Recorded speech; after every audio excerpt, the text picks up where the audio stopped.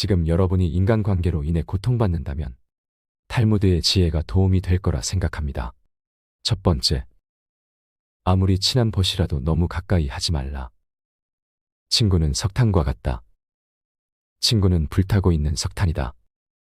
적당한 거리까지 접근해야 몸을 따뜻하게 할 수 있지만 그렇다고 너무 가까이 가면 몸을 댄다.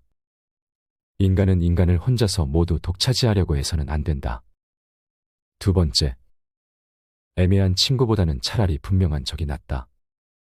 우리가 가장 대하기 힘든 것이 이도저도 아닌 애매한 친구이다.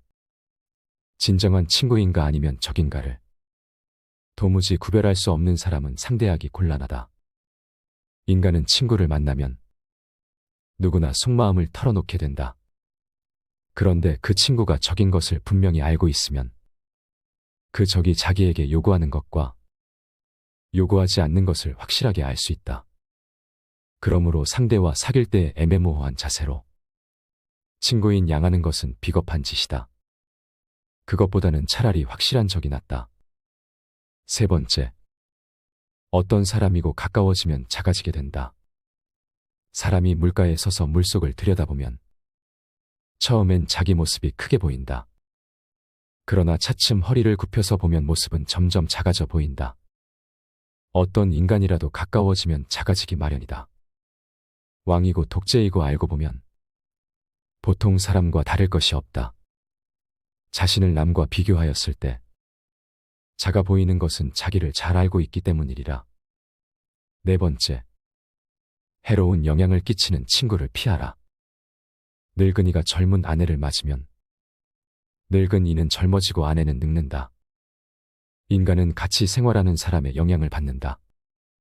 인간은 태어난 시대와 마찬가지로 자신이 교제하는 범위 내 사람들의 포로가 되는 것이다. 때문에 친구를 택할 때에는 항상 깊이 생각해야 한다. 다섯 번째, 극단적인 관계는 피해야 한다. 손님과 생선은 사흘만 지나면 악취가 난다. 남의 일에 초청받아 갔을 때 그 집 사람들이 환영한다고 해도 너무 오래 머물러서는 안 된다. 손님은 비와 같은 것이어서 적당하게 뿌리면 기뻐하지만 장마가 되어서는 안 된다. 이와 같은 속담은 얼마든지 있다. 손님은 첫날에는 닭고기를 대접받고 이틀째는 달걀을 대접받고 사흘째는 콩을 대접받는다. 주인에게도 어려운 점이 있다.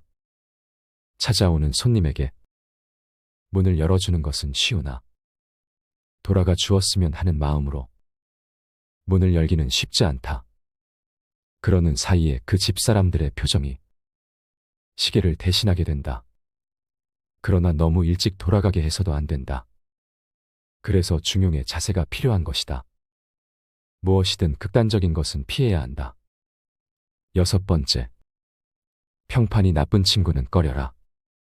위대한 랍비 아키바가 임종할 무렵에 아들이 말했다. 아버지 친구분들께 제가 얼마나 공부를 열심히 하고 잘하는지 말씀해 주십시오. 아들은 꽤 우수한 젊은이였다. 아키바는 이렇게 대답했다. 아들아, 나는 너를 추천할 수 없다. 왜냐하면 너에 대한 소문이 가장 좋은 소개장이니까 말이다.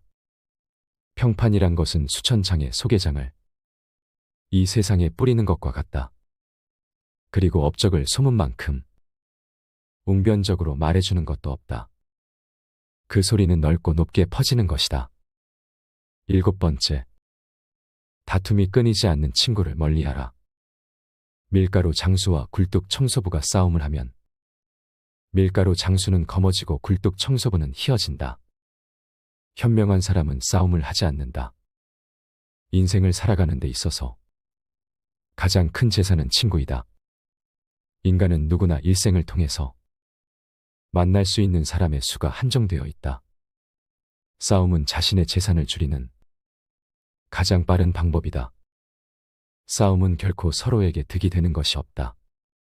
싸움은 졸렬한 자기 주장이다. 현명한 사람은 자기를 주장할 때 좀 더 사리에 맞는 방법을 택한다.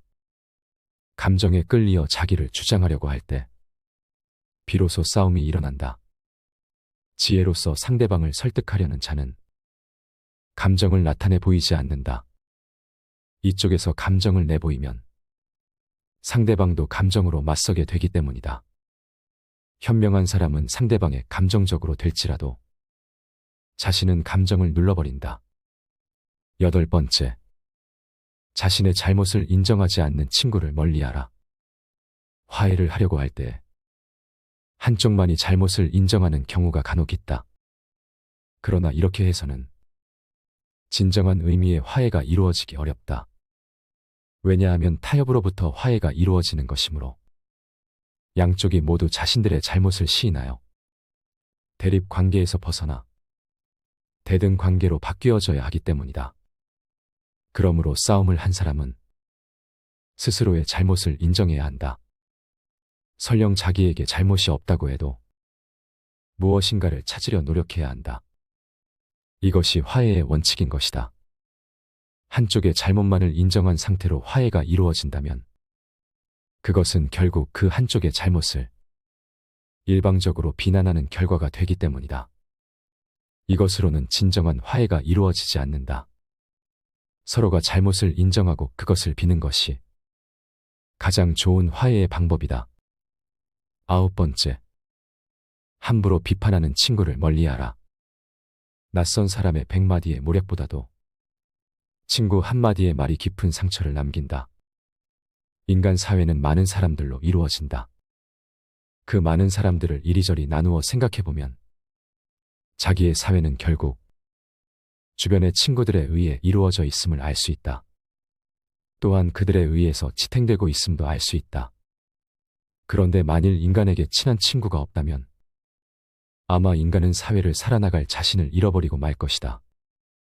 그래서 모르는 사람에게서 중상당하는 것은 그다지 큰 상처가 되지 않으나 친한 사람에게 들은 한마디 말은 그것이 사소한 것일지라도 큰 상처가 되는 것이다. 따라서 친구는 비판할 때는 조심스러워야 하며 친구를 중상모략하는 일은 절대로 없어야 한다.